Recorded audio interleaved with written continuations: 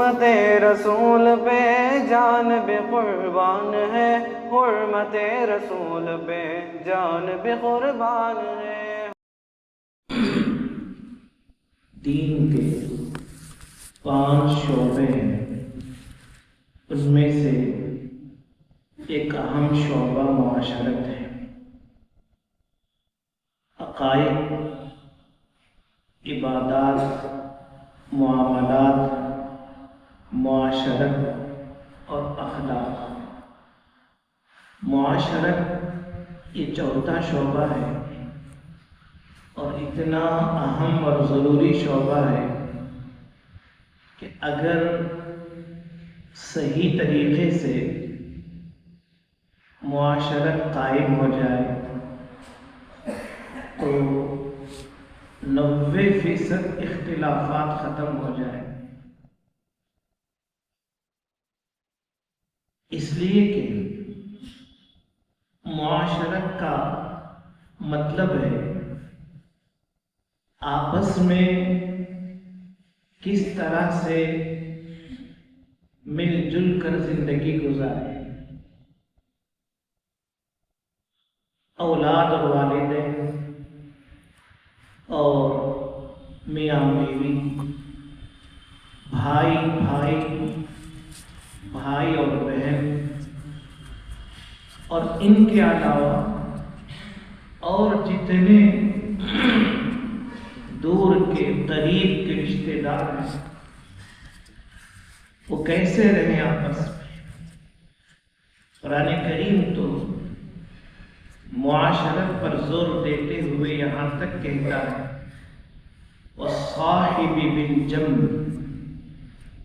کہ سفر میں یا کہیں اور کچھ دیر کے لیے جو بازو بیٹھتا ہے اس کا بھی حق ہے۔ سفر میں یا کسی اور مقام پر یا مسجد میں یا کسی پروگرام میں 5-10 منٹ کے لیے یا اس سے زائد کے لیے جو 2 شخص آپس میں بیٹھتے ہیں ان دونوں کا بھی آپس میں حق ہے کہ اس سے اس کو تکلیف نہ ہو اور اس سے اس کو تکلیف نہ ہو۔ وَالصَّاحِبِ بِالْجَنْبِ، یہاں تک اسلام نے حق بتایا ہے۔ لہذا یہ جو معاشرت ہے، اگر اس کے ساتھ ایک اور لفظ لگے حسن معاشرت، آپ کہیں گے یہ دنیا نہیں بلکہ یہ دنیا جنت نمونہ ہے، جنت نظیر ہے، جنت مثال ہے۔ اس لیے کہ جنت وہ ہے لا يسمعون فيها لغوا ولا تاثیما، کہ جنت میں کوئی لغو بات نہیں سنیں گے، کوئی گناہ کی بات نہیں سنیں گے، الا قیلا سلاما سلاما، بس ایک ہی بات ہوگی سلامت اور سلامت کی، کہ تم بھی سلامت رہو ہم بھی سلامت رہیں گے، رنجش نہیں ہوگی، دلوں میں کدورت نہیں ہوگی،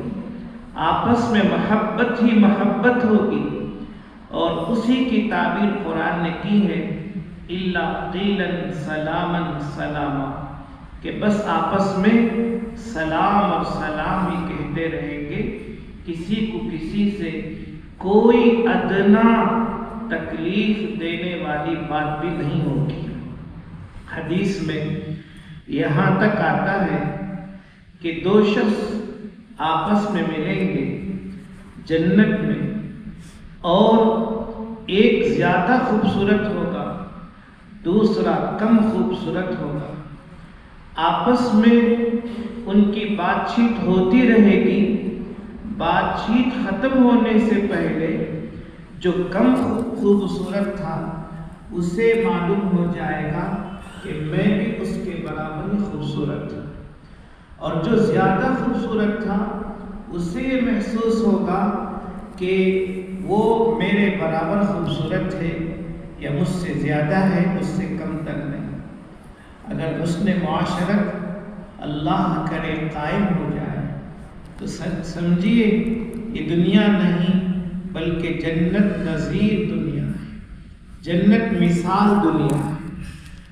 تو معاشرت کا یہ موضوع بہت ضروری موضوع ہے اور زندگی بھر یہ موضوع کام آتا ہے اور یہ باتیں کام آتی ہیں۔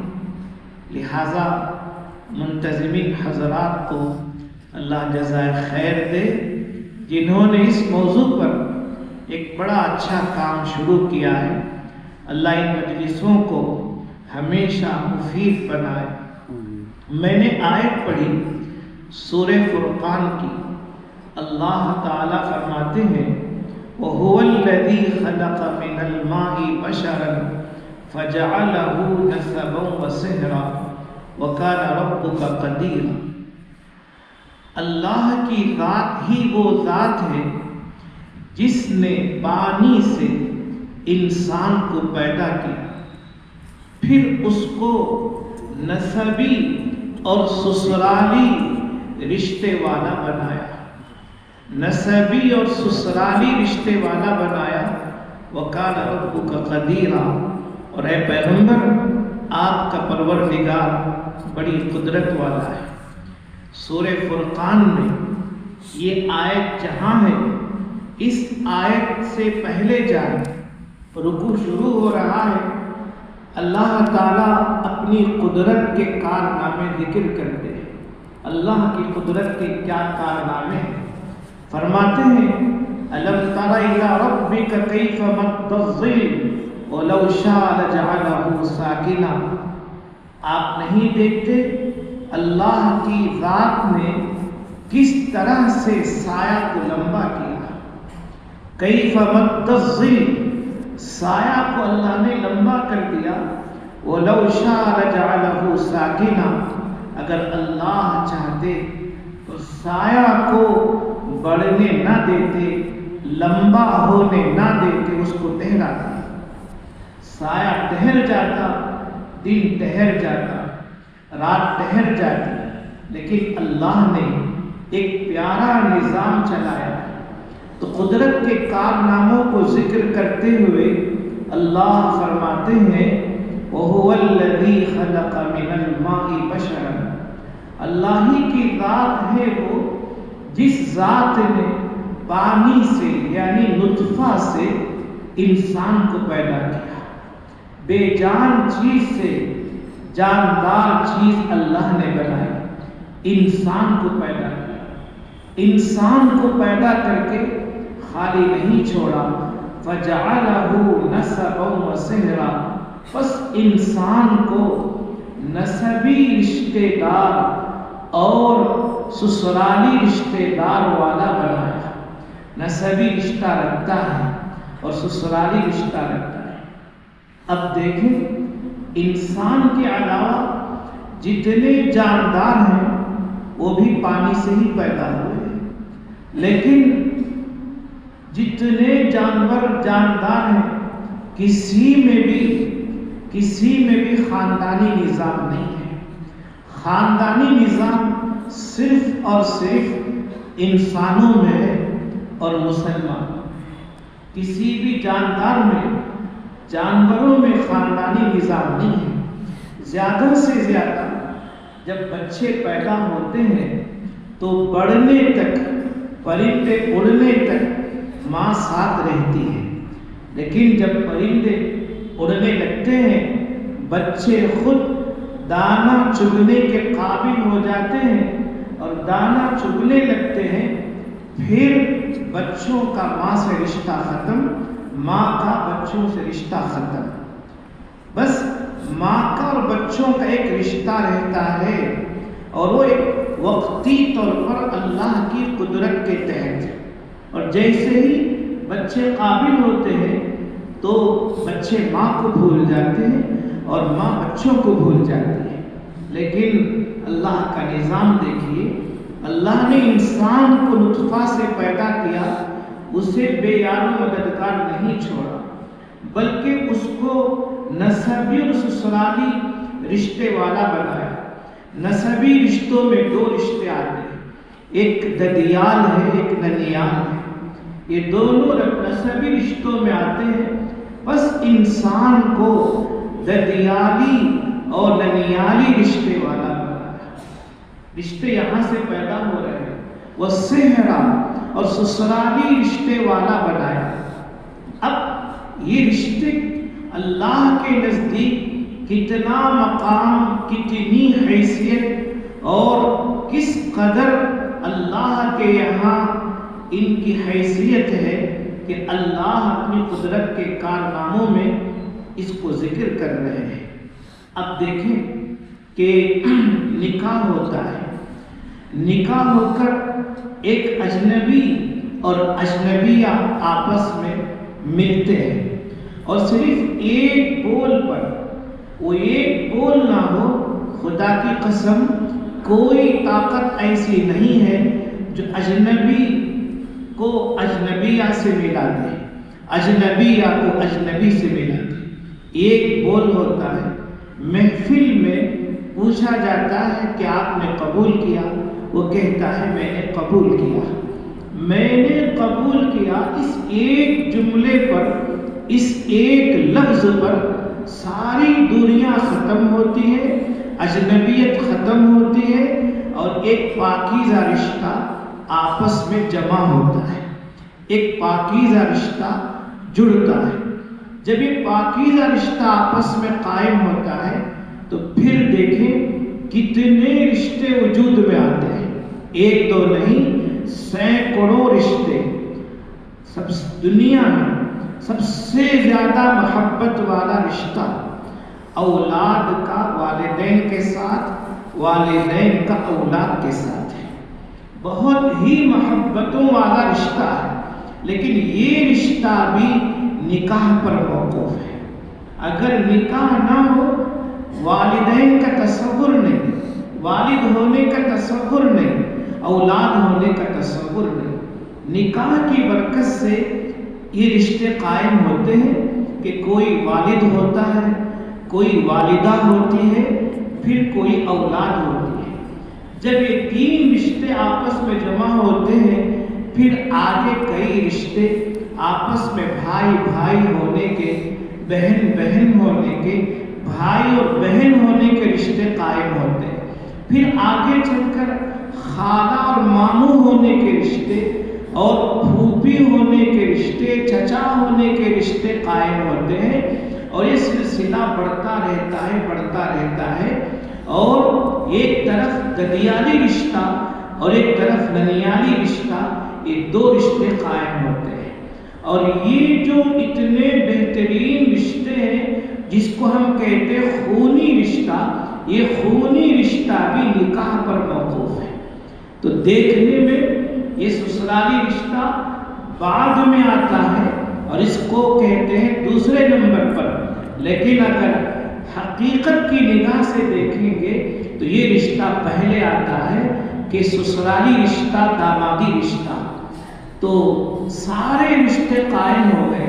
اسی لیے حدیث میں آتا ہے لم تر للمتحابین مثل النکاح، کہ آپس میں دو محبت کرنے والوں کو نکاح کی طرح سے کہیں بھی نہیں دیکھ رہے ہوں گے اور دیکھ بھی نہیں سکتے. نکاح کی برکت سے دو محبت کرنے والے جو محبت کرتے ہیں، ایسی محبت کسی اور جگہ نہیں ہوتی ہے کہ شوہر بیوی سے اور اس کی باتوں سے، اس کے رازوں سے واقف ہے، اس کی بیوی شوہر سے رازوں سے واقف ہے، اور یہ ہمدردی کا، غم گساری کا اور نہایت اخوت کا، محبت کا، مودت اور رحمت کا رشتہ ہے. خود اللہ نے کہا وَمِنْ آيَاتِهِ أَنْ خَلَقَ لَكُمْ وَمِنْ آيَاتِهِ أَنْ خَلَقَ لَكُمْ مِنْ أَنفُسِكُمْ أَزْوَاجًا لِتَسْكُنُوا إِلَيْهَا. اللہ نے جو رشتہ رکھا میاں بیوی کا، وہ اس لیے رکھا تاکہ سکون قائم ہو جائے. اور خدا کی قسم ہے جن میاں بیوی میں یہ رشتہ بہترین ہوتا ہے ان کا سکون کہیں بھی نہیں نظر آئے گا. جتنا سکون وہاں ہوگا ویسا سکون کہیں نہیں ہو سکتا، بشرطے کہ صحیح معنوں میں رشتہ قائم ہے۔ لِتَسْكُنُوا إِلَيْهَا، لوگ پریشان ہوتے ہیں اس وقت اور یہ کہتے ہیں کہ سکون ختم ہو گیا جب گھر سے میاں بیوی میں رشتہ خراب ہو جائے، سکون خراب ہوتا ہے، آدمی کی تجارت خراب ہو جائے، اس کی صحت خراب ہو جائے اور اس کے تعلق سے دوسری چیزوں میں پریشانی آئے، لیکن اس کو وفادار بیوی مل جائے یا ایک بیوی کو وفادار شوہر مل جائے تو ساری پریشانیاں ایک طرف، یہ سکون سب پر بھاری ہو جائے گا۔ لِتَسْكُنُوا إِلَيْهَا وَجَعَلَ بَيْنَكُمْ مَوَدَّةً وَرَحْمَةً، اور اللہ نے اس رشتہ نکاح میں مودت رکھی ہے، محبت رکھی ہے اور رحمت رکھی ہے، اور یہ جو خاندانی نظام ہے الحمدللہ اتنا بہترین نظام یہ اللہ کا دیا ہوا نظام ہے، اور جو اس نظام سے کشتے، اس نظام سے دور ہوتے ہیں، ہٹتے ہیں اور اس نظام سے ان کا تعلق نہیں رہتا، وہ دیکھیں ان میں اور جانوروں میں کوئی زیادہ فرق نظر نہیں آتا۔ اسی لیے حضرت مفتی محمد تقی عثمانی صاحب دامت برکاتہم نے اپنی کتاب میں ایک بات لکھی ہے کہ میں انگلینڈ میں جو مجھے ڈرائیور ایئرپورٹ تک پہنچانے کے لیے آیا تھا، میں نے اس سے پوچھا کہ بھائی تمہاری شادی ہو گئی؟ اس نے کہا میری شادی کیسے ہو سکتی ہے، کہاں سے ہو سکتی ہے، میں تو پریشان ہوں، تڑپ رہا ہوں، لیکن میری شادی نہیں ہو رہی۔ پوچھا کیوں؟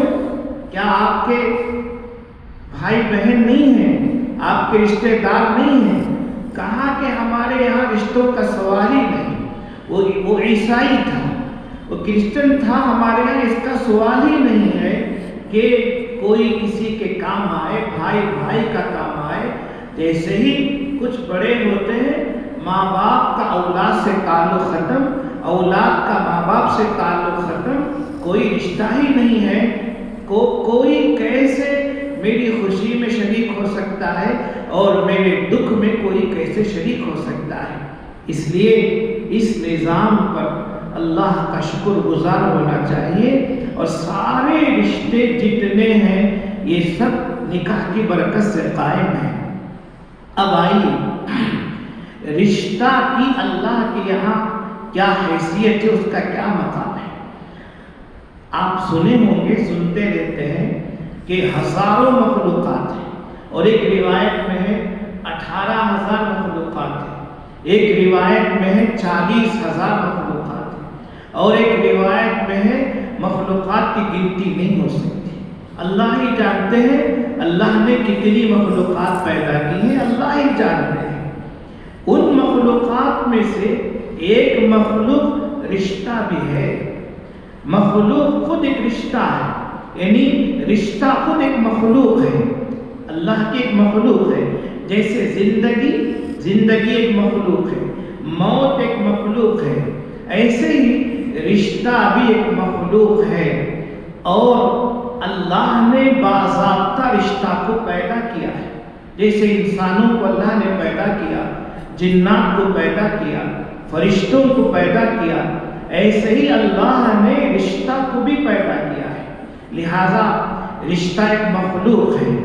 اب جب اللہ نے رشتہ کو پیدا کیا تو رشتہ اللہ کے عرش کو تھام کر کھڑا ہو گیا، اللہ کے عرش کو مضبوطی کے ساتھ تھام کر کھڑا ہو گیا۔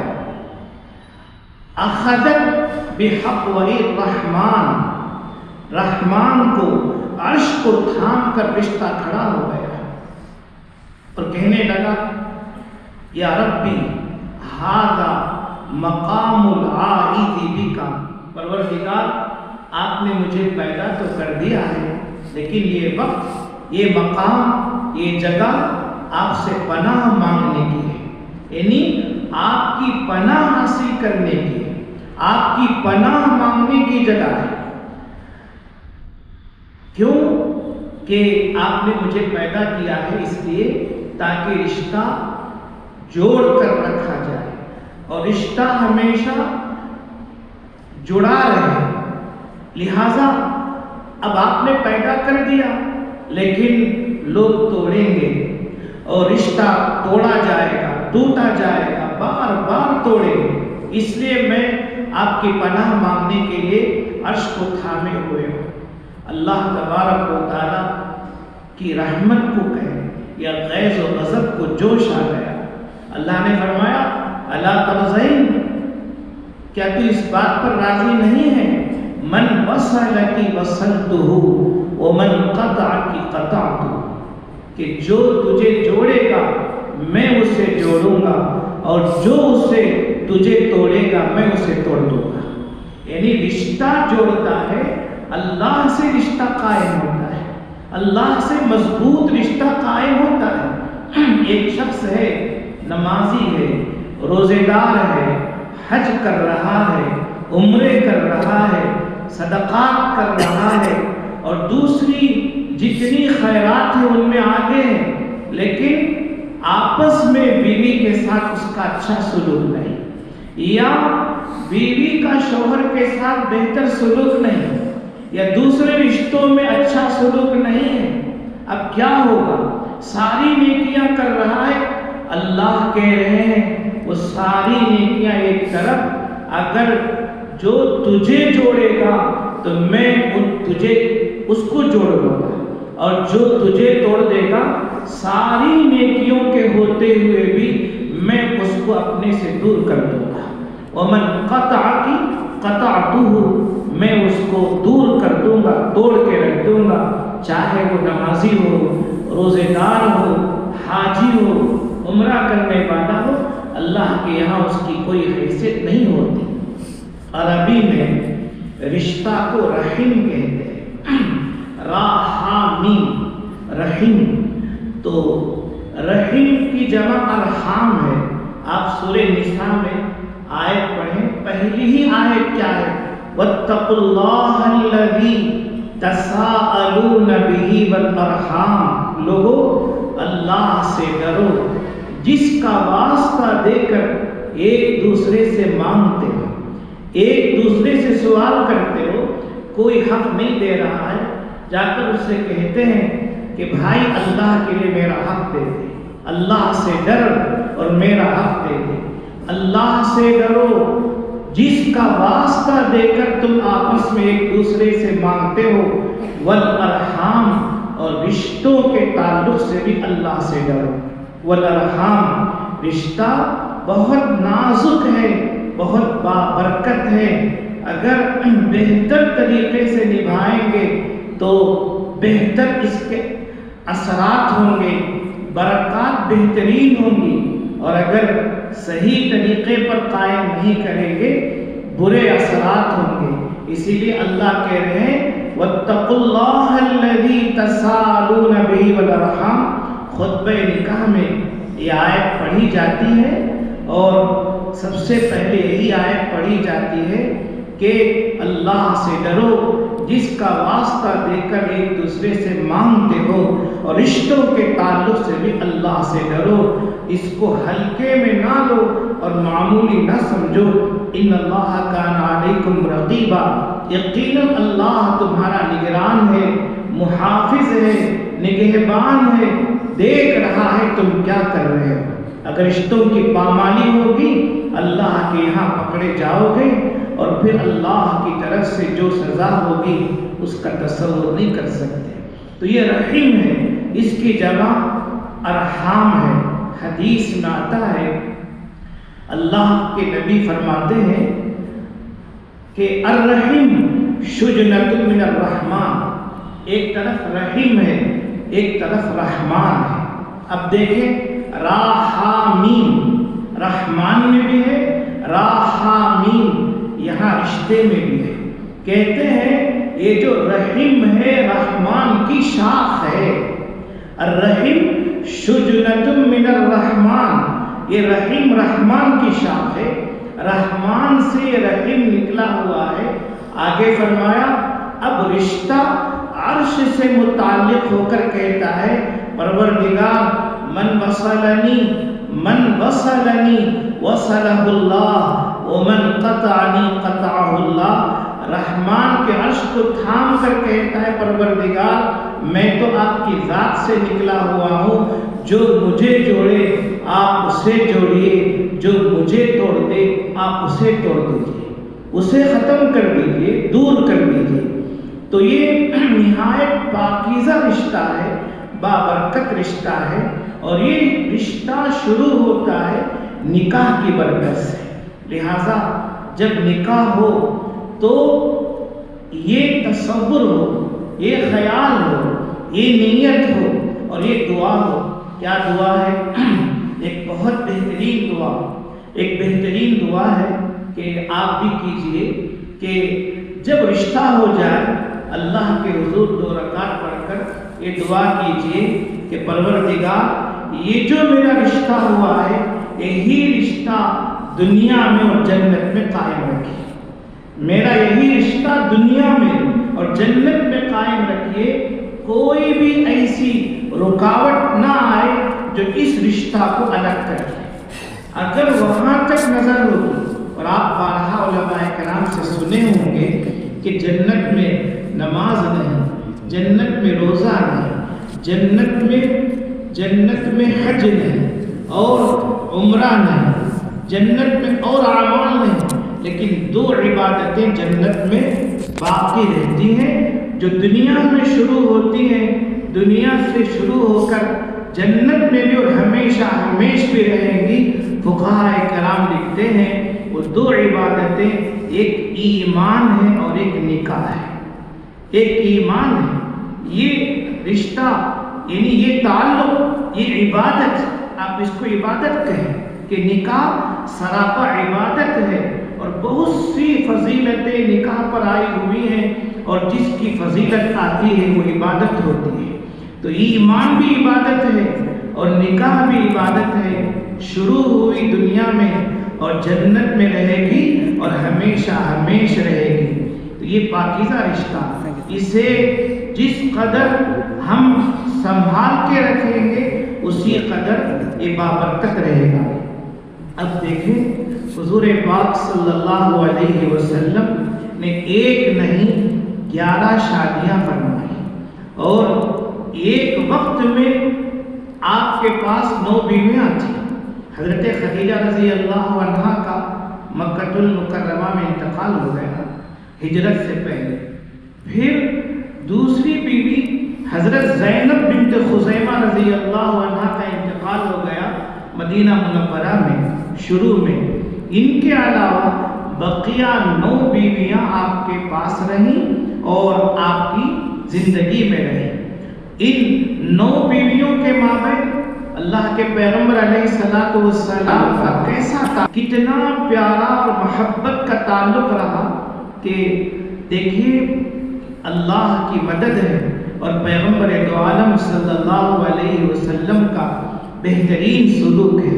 آپ نے فرمایا خیرکم خیرکم لأہلی وانا خیرکم لأہلی، تم میں بہترین وہ ہے جو اپنے گھر والوں کے نزدیک، اپنی بیویوں کے نزدیک بہتر ہے، اور میں اپنی بیویوں کے نزدیک بہتر ہوں، افضل ہوں، مجھے میری بیویاں پسند کرتی ہیں اور بہت زیادہ مانتی ہیں۔ ایک واقعہ سناؤں، بخاری شریف میں ہے، ایک مرتبہ مال غنیمت تقسیم ہو رہا تھا۔ اللہ کے پیغمبر صلی اللہ علیہ وسلم جب مال غنیمت تقسیم فرما چکے، اچانک ایک دیہاتی، ایک بدوی وہاں پہنچا۔ اس نے کہا کہ یا محمد آتینی، اے اللہ کے رسول مجھے بھی دیجیے۔ اللہ کے نبی علیہ السلام نے فرمایا بھائی مال تو نہیں ہے دینے کے لیے، لیکن خوشخبری سناتا ہوں، سن لیجیے، خوشخبری سناتا ہوں۔ اللہ کے پیغمبر ایک بہت بڑی خوشخبری سنانے والے تھے، لیکن دیہاتی تھے، انہوں نے کہا نہیں مجھے مال چاہیے، مجھے مال چاہیے، مال دیجیے۔ اب اللہ کے پیغمبر علیہ السلام کی ایک کیفیت تھی، ایک عجیب حالت تھی۔ اتنے میں 2 صحابی پہنچے، ایک حضرت بلال اور ایک ابو موسیٰ اشعری رضی اللہ عنہ، یہ دو صحابی پہنچے اللہ کے پیغمبر علیہ السلام کے پاس۔ آپ نے فرمایا کہ میں نے اس آدمی کو خوشخبری سنانی چاہی لیکن یہ تیار نہیں ہے، میں تم دونوں کو خوشخبری سناتا ہوں، کیا تیار ہے؟ وہ کہتے ہیں یا رسول اللہ لبیک، بالکل، اس سے بہتر اور کیا چیز ہو سکتی ہے کہ آپ خوشخبری سنائیں ہم نہ سنیں۔ اللہ کے پیغمبر علیہ السلام نے فرمایا جاؤ پانی لے کر آؤ۔ وہ دونوں گئے، حضرت بلال اور حضرت ابو موسیٰ اشعری۔ اللہ کے پیغمبر علیہ السلام نے پانی میں اپنا ہاتھ ڈالا اور مبارک لعاب ڈالا، فرمایا کہ کچھ کو پی لو اور کچھ حصے کو اپنے سروں پر اور چہرے پر ڈالو، کچھ حصہ تو پی لو پانی کا اور کچھ اپنے سروں پر چہروں پر ڈالو۔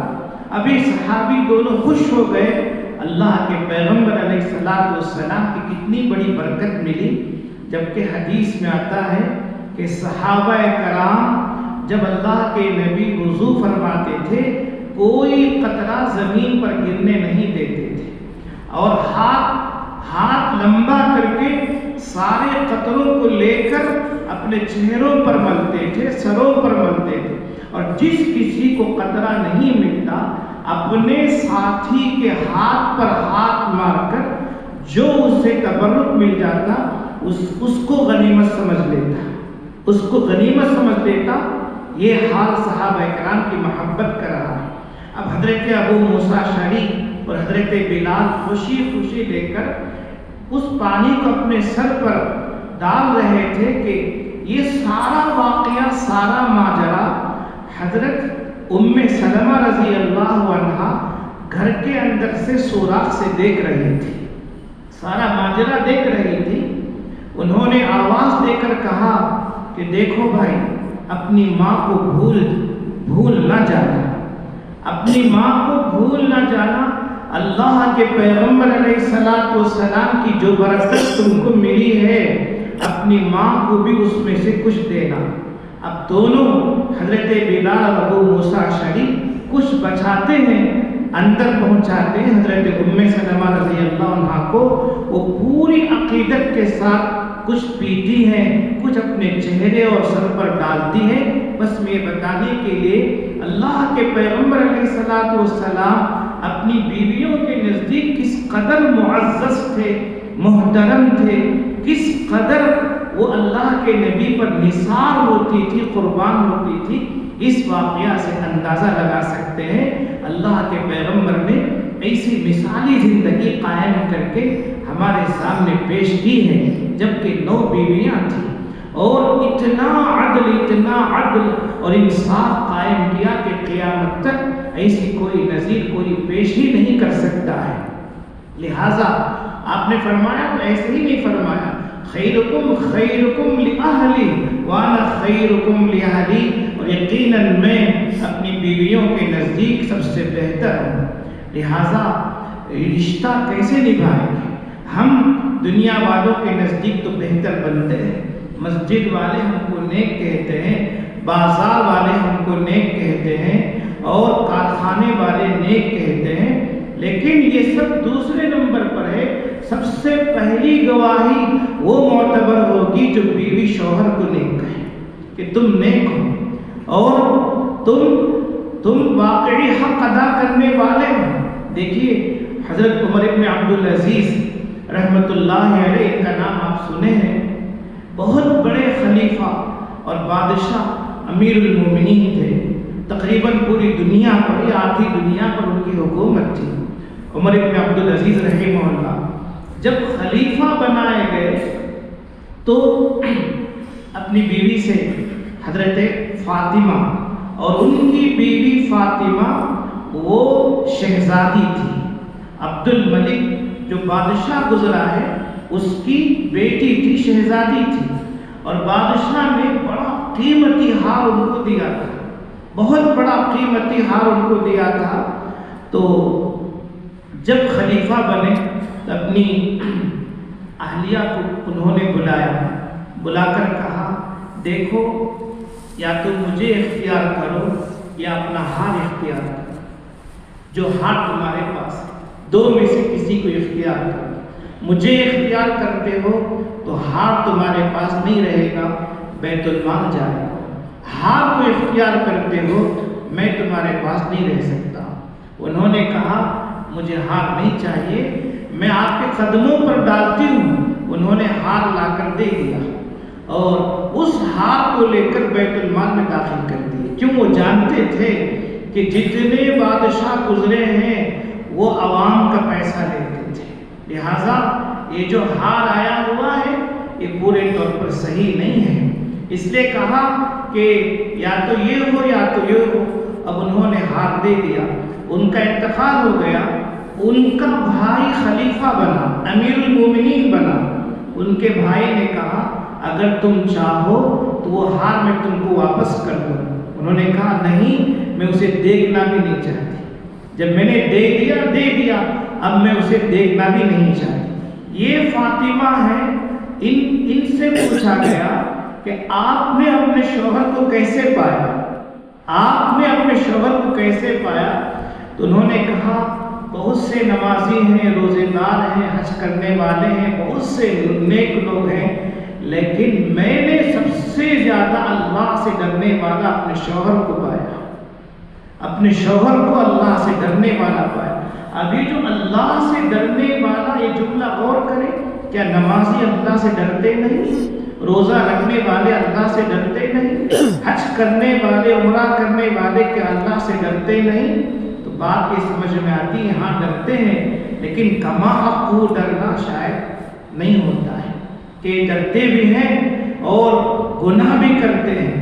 لیکن حضرت عمر ابن عبدالعزیز رحمہ اللہ کے بارے میں اتنا پیارا جملہ بتایا، اتنا پیارا جملہ بتایا، اللہ سے ڈرنے والا میں نے اپنے شوہر سے زیادہ کسی کو نہیں دیکھا، اور جو اللہ سے اتنا ڈرتا ہو وہ کیسے حق ادا کیا ہوگا اپنی بیوی کا، اپنے بچوں کا اور پوری رعایا کا، پوری پبلک کا، انہوں نے کیسا حق ادا کیا ہوگا۔ اس لیے مال یہ آنے جانے والی چیز ہے، مال کی بنیاد پر رشتے ختم ہوتے ہیں، مال کو بنیاد بنا کر رشتوں کو ختم کیا جاتا ہے، جبکہ اللہ کا وعدہ ہے۔ اللہ تعالیٰ کیا کہہ رہے ہیں؟ وَأَنكِحُوا الْأَيَامَ مِنكُمْ وَالصَّالِحِينَ مِنْ عِبَادِكُمْ وَإِمَائِكُمْ إِن يَكُونُوا فُقَرَاءَ يُغْنِهِمُ اللَّهُ مِنْ فَضْلِهِ وَاللَّهُ وَاسِعٌ عَلِيمٌ، کہ تم میں جو عورتیں بے نکاح ہیں ان کا نکاح کرو، جو مرد بے نکاح ہیں ان کا نکاح کر دو۔ کیا ہوگا؟ إِن يَكُونُوا فُقَرَاءَ، اگر وہ فقیر ہوں گے، ان کے پاس مال نہیں ہوگا، ان کے یہاں فقر و فاقہ ہوگا، اللہ اپنے فضل سے ان کو مالدار بنائیں گے، ان کو غنی بنائیں گے، اور اللہ تعالیٰ اپنے فضل سے انہیں کہیں سے کہیں پہنچا دیں گے۔ لہٰذا آپ دیکھیں کہ جو صحیح بنیاد پر نکاح ہوتا ہے، مال کی بنیاد پر نہیں ہوتا ہے۔ ہم نے ایسے کئی لوگوں کو دیکھا ہے، آپ بھی دیکھے ہوں گے، صرف مال کی بنیاد پر جہاں نکاح ہوتا ہے کہ بہت کم مدت میں 5-10 سال بھی نہیں گزرتے ہیں، مال نہیں رہتا اور گھر تک اجڑتے ہوئے ہم نے دیکھا ہے۔ صرف مال کی بنیاد پر کار دی گئی، کار چلی گئی، گھر دیا گیا، گھر چلا گیا، کارخانہ دیا گیا، وہ چلا گیا، جو چیزیں دی گئی صرف مال کی بنیاد پر وہ ساری چیزیں ختم ہو گئی اور سر چھپانے کے لیے جگہ مشکل ہو گئی۔ لیکن فقر و فاقہ ہے، زیادہ مالداری نہیں ہے، اللہ کے فضل سے صحیح بنیاد پر انہوں نے نکاح کیا اور اپنا نکاح باقی رکھا۔ اللہ تعالیٰ دینا شروع کرتے ہیں، آہستہ آہستہ دیتے ہیں، اتنا دیتے ہیں کہ اپنا گھر بناتے ہیں اور اپنے بچوں کے لیے ان کے یہاں بہترین ایک نقشہ تیار رہتا ہے، بچے ان کے ضائع نہیں ہوتے اور حج ادا کرتے ہیں، عمرہ کرتے ہیں اور سکون کے ساتھ ان کی زندگی گزرتی ہے، پرسکون زندگی گزار لیتے ہیں۔ اس سے بڑھ کر اور کیا چاہیے کہ پرسکون زندگی گزار جائے، گھر بن جائے، اور حج ہو جائے اور زندگی آسانی سے گزر جائے. یہی ہے ربنا آتنا فی الدنیا حسنہ. جو حسنہ ہم مانگتے ہیں وہ یہی ہے کہ دنیا ہماری اچھی ہو جائے, ہم کسی کے محتاج نہ رہیں. اللہ تعالیٰ کا وعدہ ہے کہ ان یکونوا فقراء, اگر وہ فقیر ہوں گے, یغنیہم اللہ من فضلہ, اللہ اپنے فضل سے وسیع کریں گے. لہذا اختلاف جیسا بھی ہو, میاں بیوی میں اختلاف ہونا ضروری ہے, ہوتا ہے اور ہونا چاہیے, لیکن اختلاف اپنی حد میں رہے. اختلاف اگر حد سے آگے بڑھے گا مصیبت ہو جائے گی. حد کے اندر حد تک یہ اختلاف رہے, یہ اختلاف بھی پیار و محبت کا ذریعہ بنے گا.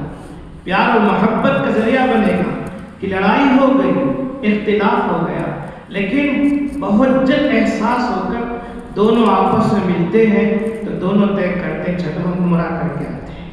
دیکھیے اختلاف ہوا, حد کے اندر ہوا, اللہ نے دونوں کے دلوں میں نیک بات ڈال دی, کہا کہ چلو کچھ لڑائی ہو گئی, اب ہم عمرہ کر کے آتے ہیں یا حج کر کے آتے ہیں, یا اللہ والوں کو بلائیں ہم اپنے گھر میں, ان کی برکت ہمارے گھر کے اندر آئے. ایسی بہترین سوچ اور ایک بہترین فکر پیدا ہوتی ہے, اور یہ دنیاوی چیزوں کی وجہ سے نہیں آتی. مصیبت رہتی ہے, ہمیشہ اختلاف رہتا ہے. حضور پاک صلی اللہ علیہ وسلم نے ایک مرتبہ حضرت عائشہ صدیقہ رضی اللہ عنہا سے فرمایا, کتنی پیاری زندگی تھی, اللہ ہم سب کو نصیب فرمائے کہ اے عائشہ, جب تم مجھ سے راضی ہوتی ہو تو بھی میں پہچان لیتا, اور جب تم مجھ سے ناراض ہوتی ہو تو بھی میں پہچان لیتا. تمہاری خوشی بھی مجھے معلوم ہو جاتی ہے, تمہاری ناراضگی میرے دل کو تعجب ہوا. پوچھا کیسے آپ پہچان لیتے ہیں میری خوشی اور ناخوشی کو؟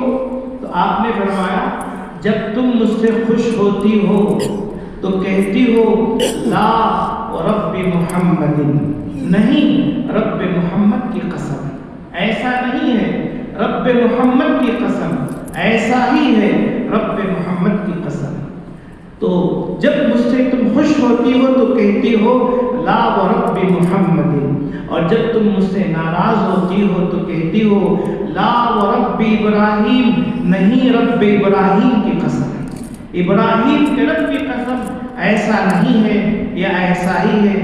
حضرت ابراہیم کا نام لیتی ہوں, حضرت عائشہ خوش ہوتی ہیں یا رسول اللہ آپ نے صحیح پہچانا, لیکن آپ کو یہ بتانا چاہتی ہوں جب میں آپ کا نام نہیں لیتی ہوں اور لا رب ابراہیم کہتی ہوں, صرف زبان سے آپ کا نام نہیں لیتی ہوں, دل میں آپ ہی ہوتے ہیں, دل میں ابراہیم نہیں ہوتے ہیں, دل میں آپ ہوتے ہیں. بظاہر ناراضگی ہوتی ہے, اس کا میں اظہار کرتی ہوں. اللہ کے پیغمبر علیہ السلام اسے کتنے اچھے انداز میں لے رہے ہیں اور کہہ رہے ہیں کہ تمہاری ناراضگی اور رضامندی مجھے معلوم ہو جاتی ہے. ایک مرتبہ حضرت علی نے اور حضرت فاطمہ رضی اللہ عنہا میں کچھ اختلاف ہو گیا, کچھ بات بڑھ گئی. بخاری شریف کی روایت ہے, کچھ بات بڑھ گئی. حضرت فاطمہ رضی اللہ عنہ نے کچھ کہہ دیا یا حضرت علی نے کچھ کہہ دیا. حضرت علی رضی اللہ عنہ گھر سے نکل کر چلے گئے. اتفاق سے یا کہیے حسن اتفاق سے کچھ دیر کے بعد حضور پاک صلی اللہ علیہ وسلم گھر کے اندر تشریف لائے. حضرت فاطمہ نے حضرت فاطمہ سے پوچھا تمہارے چچا زاد بھائی کہاں گئے؟ حضرت علی چچا زاد بھائی, اللہ کے نبی کے چچا زاد بھائی تھے, تو آپ کے اولاد کے بھی چچا زاد بھائی ہیں, تو تمہارے چچا زاد بھائی این ابن عمی کا, تمہارے چچا زاد بھائی کہاں گئے؟ انہوں نے کہا کہ میرے اور ان کے درمیان کچھ انبن سی ہو گئی, کچھ ہم نے آپس میں اختلاف کر لیا, وہ میرے یہاں سے نکل گئے. فلم یقل عندی, انہوں نے میرے پاس قیلولہ نہیں کیا. قیلولہ دوپہر کے وقت سونے کو کہتے ہیں، اور عرب میں اتنی زیادہ گرمی اور تپش ہوتی ہے کہ سارے لوگ دوپہر کے وقت گھروں ہی میں رہا کرتے تھے۔ اس لیے اللہ کے نبی نے پوچھا کہ کہاں چلے گئے؟ تو انہوں نے کہا کچھ بات بن گئی، کچھ بات ہو گئی، انہوں نے میرے پاس قیلولہ نہیں کیا۔ اللہ کے نبی علیہ السلام نے ایک صحابی سے کہا جاؤ ڈھونڈ لو، تلاش کرو کہ حضرت علی کہاں ہے۔ وہ گئے، دیکھ کر آئے اور کہنے لگے یا رسول اللہ مسجد میں سو رہے ہیں، مسجد میں سو رہے ہیں۔ خود اللہ کے نبی علیہ السلام براہ راست پہنچتے ہیں، جا کر دیکھتے ہیں حضرت علی سوئے ہوئے ہیں اور گرمی کی وجہ سے پسینہ بہہ رہا ہے، اور پسینہ کی وجہ سے مٹی، اس لیے کہ صرف کچی مٹی تھی، مٹی پیشانی پر بدن پر لگی ہوئی ہے۔ اللہ کے نبی خود اٹھاتے ہیں، بیدار کرتے ہیں، کہتے ہیں قم ابا تراب، قم ابا تراب، اے مٹی والو اٹھ جاؤ، اے مٹی والو اٹھ جاؤ۔ حضرت علی اٹھتے ہیں، صاف کرتے ہیں اور اپنی کنیت ابو تراب رکھ لیتے ہیں۔ اتنا ان کو پسند آتا ہے اللہ کے نبی کا بلانا کہ ان کی کنیت ابو الحسن ہے، ان کی کنیت ابو الحسن ہے۔ کنیت کہتے ہیں کہ بیٹے کی طرف یا بیٹی کی طرف نسبت کر دی جائے، بیٹا یا بیٹی کی طرف۔ تو حضرت علی کی کنیت ابو الحسن ہے، لیکن ایک مزید کنیت رکھ لیتے ہیں کہ ابو الحسن بھی ہوں، ابو التراب بھی ہوں۔ اللہ کے نبی نے، اب اللہ کے نبی علیہ السلام نے اتنے پیار سے جگایا کہ کوئی بات ہی نہیں، سیدھے گھر چلے گئے۔ آج اگر نوجوان ناراض ہوتا ہے تو سیدھے تھیٹر چلا جاتا ہے، پتہ نہیں کہاں کہاں چلا جاتا ہے، اور پتہ نہیں کیسے اپنا غصہ اتارتا ہے۔ جبکہ حکم یہ ہے کہ شوہر ناراض ہو جائے وہاں نہ رہے، یا تو پانی پی لے یا وضو کر لے یا لیٹ جائے، بات نہ بنے تو گھر سے باہر نکل جائے، مسجد آ جائے، یہاں آ کر بیٹھ جائے، مسجد سکون کی جگہ ہے۔ اور اگر شوہر زیادہ ناراض ہے تو بیوی سنبھال لے، اپنا منہ بند کر لے، اپنی زبان بند کر لے اور فوراً 2 رکعت نماز کی نیت باندھ لے، دیکھیں گھر جنت بنے گا۔ اور یہاں ایک بات یہ بھی سمجھیے کہ ہماری یہ ذمہ داری ہے، عورتیں ہمیشہ ناقص العقل ہے، یعنی اللہ نے ان کی عقل کم رکھی ہے، ناقصات عقل کا، کہ ان کی سمجھ کم ہے۔ ان کی سمجھ کیوں کم ہے؟ علماء کرام لکھتے ہیں اس لیے کہ ان کے ساتھ ہمیشہ پریشانی رہتی ہے۔ کیوں؟ اس لیے کہ صبح سے شام تک بچے ان کے دماغ چاٹتے رہتے ہیں، پریشان کرتے ہیں، اور خسر کی ساس کی پریشانی الگ رہتی ہے، شوہر کی پریشانی الگ رہتی ہے، اسے کھانا تیار کرنا ہوتا ہے، اسے بچوں کی دیکھ بھال اور بچوں کے کام کرنے ہوتے ہیں، شوہر کے کام کرنے ہوتے ہیں، اور اس کے علاوہ بھی کئی ساری خدمات، گھر کی صفائی ہے، کپڑے دھونے ہیں، یہ سب چیزیں اس کے ساتھ ہوتی ہیں۔ شوہر کو زیادہ سمجھداری کا ثبوت دینا چاہیے، عورت کے ساتھ اسے برابر طریقے سے نہیں پیش آنا چاہیے، بلکہ سمجھداری کا ثبوت دیتے ہوئے کہ شرعی طور پر اس کے ذمے یہ سب کام نہیں ہے، وہ اپنی خوشی سے کر رہی ہے، اس کا احسان ماننا چاہیے۔ اور آپ جانتے ہیں ایک وقت کا ناشتہ وہ نہ بنائے، ایک وقت کا کھانا نہ پکائے، کتنی پریشانی ہوتی ہے، اور اگر وہ کپڑے دھونا چھوڑ دے کتنی پریشانی ہوتی ہے، اس وقت اس کا احسان یاد آتا ہے۔ لہٰذا یہ احسان ہمیشہ یاد رکھا جائے۔ اور جب رشتہ اللہ نے اپنی مہربانی سے قائم کر دیا، رشتے کی بات ہی میں نے شروع کی، جب اللہ نے اپنے فضل سے یہ رشتہ قائم کر دیا، اب اس رشتے کو نبھانا، باقی رکھنا ہمارے ذمہ فرض ہے۔ یہ واجب نہیں، مستحب نہیں، یہ سنت نہیں، اس رشتہ کو نبھانا، قائم رکھنا ہمارے ذمہ فرض ہو جاتا ہے اور ہماری بہت بڑی ذمہ داری ہو جاتی ہے۔ لہٰذا زندگی میں آپس میں مل جل کر رہتے ہیں تو اس وقت کچھ آگے پیچھے بات ہو جاتی ہے، لیکن مردوں کو سمجھداری کا ثبوت دینا چاہیے۔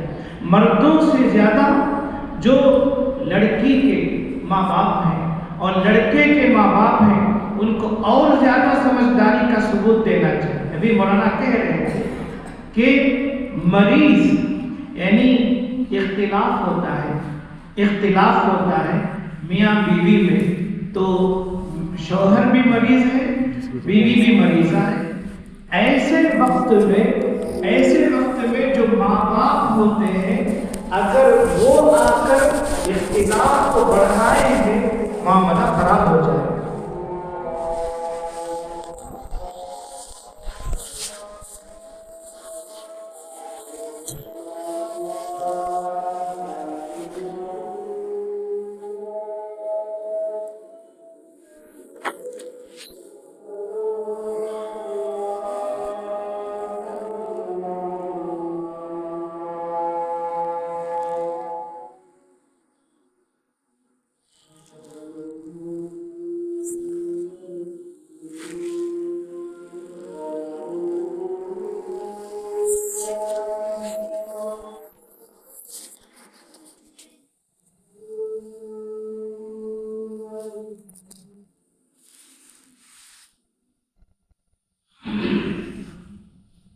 اب ماں باپ کو ذمہ داروں کو اور زیادہ عقل مندی کا ثبوت دینا چاہیے، ثبوت دے کر رشتہ اگر اس میں اختلاف ہو گیا ہے اس اختلاف کو دور کرے۔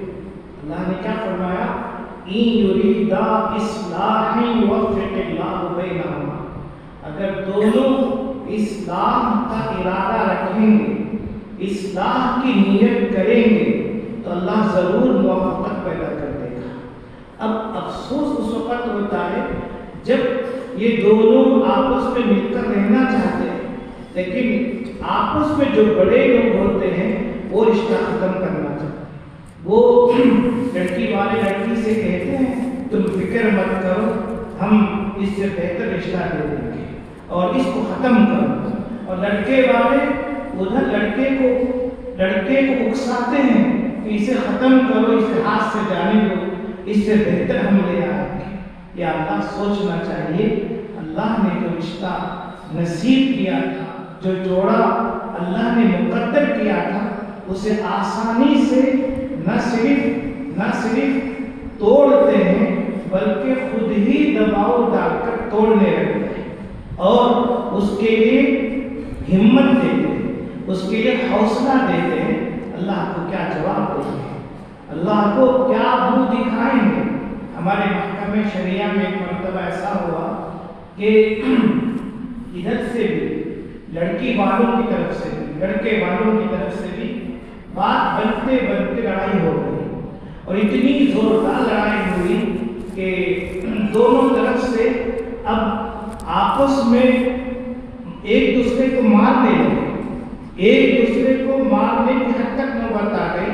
جب لڑائی شروع ہوئی اچانک میاں بیوی دونوں وہاں سے نکلے اور 2 ویلر پر بیٹھ کر دونوں چلے گئے، مل کر آپس میں خوش ہو کر۔ اب یہاں یہ اپنا منہ لے کر رہ گئے کہ شرمندہ ہو گئے، اور جماعت کے لوگوں نے ان کو خوب ڈانٹا۔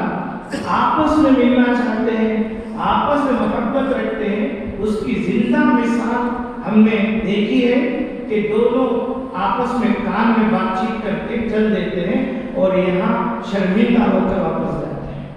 ایسا ہوتا گھروں کے اندر اس طرح ایک دوسرے کے خلاف ابھارتے ہیں، ایک دوسرے کے خلاف اکساتے ہیں۔ آپ دیکھیں، ہم سمجھ رہے ہیں کہ ہم مالک ہیں جبکہ رشتہ اللہ کی مخلوق ہے، اللہ کی مخلوق پر ہم ظلم کر رہے ہیں۔ یہ مخلوق خود اللہ کے یہاں کھڑی ہو جائے گی، یہ رشتہ خود کھڑا ہو جائے گا اور کہے گا پروردگار انہوں نے مجھے توڑا تھا، آج وقت ہے، آج ان کو اپنے سے دور کیجیے، جنت سے دور کیجیے۔ تو کیا ہوگا؟ آخری بات بول کر اپنی بات ختم کر، حدیث پاک میں ہے، غالباً مسلم شریف کی روایت ہے शैतान अपना तख्त पानी पर बिछाता है, समंदर पर बिछाता है, समंदर पर बिछाकर अपने चेलों को, अपने शागिर्दों को भेजता है, जाओ लोगों को गुमराह करो। शाम में आकर मुझे अपना अपना काम बताना, किसने किसको गुमराह किया, किसने कैसी गुमराही अंजाम दी, मुझे शाम में आकर अपना अपना काम बताना। तो सारे शयातीन फैल जाते और बड़ा शैतान समंदर पर तख्त बिछाकर वहीं रहता है। जब शाम होती है एक एक शैतान आता है और अपना काम और अपनी कारगुजारी सुनाता है। एक शैतान कहता है कि मैंने एक आदमी को जो मस्जिद जा रहा था, मैंने देखा कर उसका रुख थिएटर की तरफ कर दिया। एक मस्जिद जा रहा था, मैं उसे बाजार की तरफ भेज दिया। एक रोजा रखा था, मैं उसको समझा कर और बहका कर रोजा तोड़ने पर मजबूर कर दिया। एक सदका देना चाहता थी और मैं उसी दिन मुझे इसी याद दिलाकर सदका देने से रोक दिया। शैतान कहता है ठीक है, ठीक है, ठीक है, तुमने कोई बड़ा काम नहीं किया, कोई बड़ा काम नहीं किया। यहाँ तक कि आखिर में एक शैतान आता है, वो कहता है कि मैं मियाँ बीवी के दरमियान बराबर तफरीक जुदाई की डालता रहा, हत्ता के तलाक हो गई, हत्ता के खुला हो गया। कहते अल्लाह के नबी फरमाते हैं, शैतान कहते नाम अंता, हाँ हाँ काम तो तूने किया, नाम अंता, काम तो तूने किया, बेहतरीन काम किया। उसके बाद अल्लाह के नबी फरमाते हैं, उठता है अपने तख्त से और गले लगा लेता है और कहता है कि मेरी जानशीनी का हक तूने अदा किया, मेरी जानशीनी का हक तूने अदा किया। क्यों? नमाज से अगर दूर कर दिया, अपनी जात के हद तक गुमराही हुई और गुमराह हुआ, बुरा हुआ। रोजा तोड़ दिया, अपनी हद तक नुकसान हुआ। ऐसी और भी बुराइयां हैं, लेकिन मियाँ बीवी में तफरीक होती है, मियाँ बीवी तक कायम नहीं रहती, बल्कि दो घरानों में, दो खानदानों में, दो कबीलों में असर पहुंचता है और बच्चों में असर पहुंचता है। बच्चे, प्यारे बच्चे, क्या करेंगे, क्या सोचेंगे, कहाँ जाएंगे, बाद में आकर कहते हैं कि हमारे बच्चे हैं, आप सोच समझ कर फतवा दीजिए। एक बड़े आलिम ने कहा कि उनके पास एक शख्स गया और जाकर कहा कि मैंने 3 तलाक दे दी है और आप कोई दूसरा फतवा दीजिए, मेरे बच्चे हैं, मेरे बहुत से बच्चे हैं। तो उन्होंने, आलिम ने फरमाया, उनसे पूछा, भाई ये बच्चे तलाक के बाद पैदा हुए, तलाक से पहले? तलाक के बाद पैदा हुए पहले? तब पहले का कमबख्त, जब तुझे तलाक देके तुझे तेरे बच्चे याद नहीं आए तो फिर शरीयत कैसे याद रखी? जब तुझे तेरे बच्चे याद नहीं रहे, याद नहीं आए, तूने खुद अपने पैर पर कुल्हाड़ी मार लिए, अब क्यों बच्चों का बहाना करता है? जरा सोच ले, समझ ले। तलाक और खुला अल्लाह ने एक हल के तौर पर रखा है, एक इलाज के तौर पर रखा है।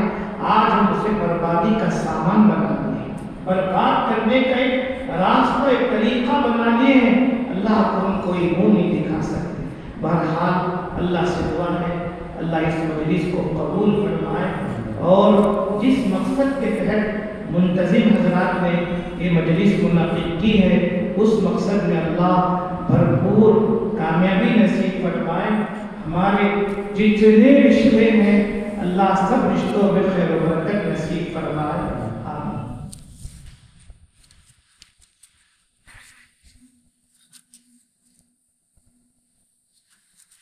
अल्हम्दुलिल्लाह रब्बिल आलमीन। अल्लाहुम्मा सल्लि अला सय्यिदिना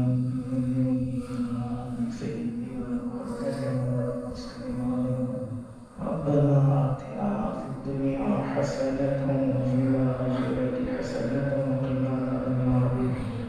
ऐ अल्लाह, हमारे गुनाहों को माफ़ फरमा, हमारी खताओं से दरगुज़र फरमा। ऐ अल्लाह, हम सबसे राज़ी हो जा, अपनी रज़ा नसीब फरमा, अपनी रज़ा वाले आमाल नसीब फरमा। ऐ अल्लाह, उसमें माशरत की اس مجلس کو قبول فرما، جتنی مجلسیں ہو گئی ہیں انہیں بھی قبول فرما، اس میں برکت نصیب فرما، اس کے اچھے اثرات و ثمرات مرتب فرما اے اللہ اس شہر میں، اور اے اللہ پوری دنیا میں میاں بیوی کے جو رشتے ہیں ان میں برکت نصیب فرما اے اللہ، تفریق سے دیگر پریشانیوں سے حفاظت فرما، اس رشتے کی عظمت اور اہمیت کو سمجھ کر اسے ہمیشہ باقی رکھنے اور اے اللہ قائم رکھنے کی توفیق عطا فرما اے اللہ، ہماری مدد فرما، ہماری پریشانی کو دور فرما، اہل فلسطین کی مدد فرما، ظالموں کو ناکام فرما اے اللہ، مساجد مدارس اور مکاتب کی حفاظت فرما، حرمین شریفین کی اور مسجد اقصی کی حفاظت فرما، ہماری دعاؤں کو اپنی مہربانی سے قبول فرما، صلی اللہ